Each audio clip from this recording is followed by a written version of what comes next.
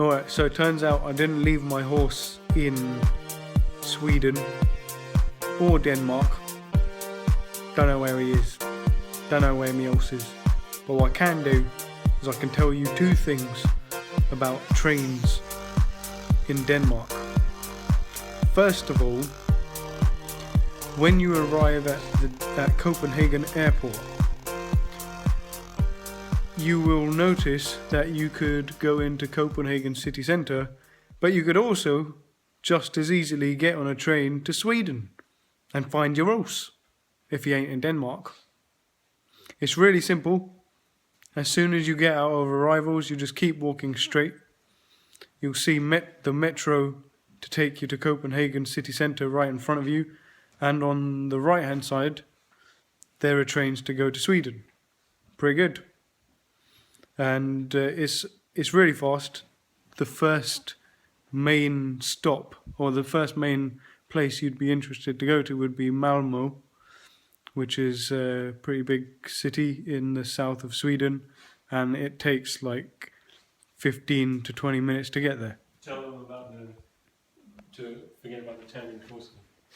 Oh yeah, exactly. So if you go to Malmö, one thing you do not do is follow one of the top things on TripAdvisor, which happens to be a residential building called the Turning Torso.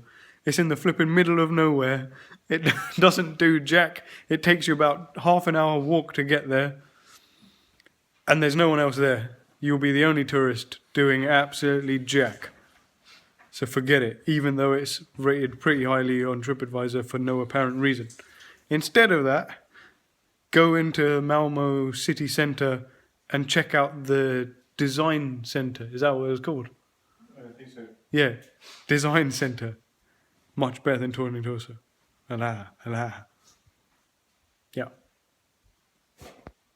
Alright, so tip number 2 about trains in Copenhagen. And actually I think it probably applies to Sweden, at least Malmö station as well. So in Copenhagen Central Station, you may suddenly notice that there are 3 different types of machines that you could buy your tickets from. That's all fine, like, okay, there's different train companies. They pretty much all seem to sell tickets to the same places. But the strangest thing about them all is they might be selling tickets to the same place, and they're all 3 completely different prices. Yep, 3 different prices. So we managed to get a train ticket from Copenhagen city centre, central station, to Malmö in Sweden for about 5 to 7 euros cheaper just by going through the 3 machines and finding which one was cheaper. It makes absolutely no sense. They all seem to be different train companies but selling tickets for each other's companies. I don't understand why there's like a difference between prices, but there is. So it's worth you checking out all the 3 machines, or more if you happen to come across any more, and seeing whichever's the cheapest. Save yourself some money. It makes no sense. We thought the tickets might not be valid. We thought we might have bought it for the wrong train. There was no problem whatsoever.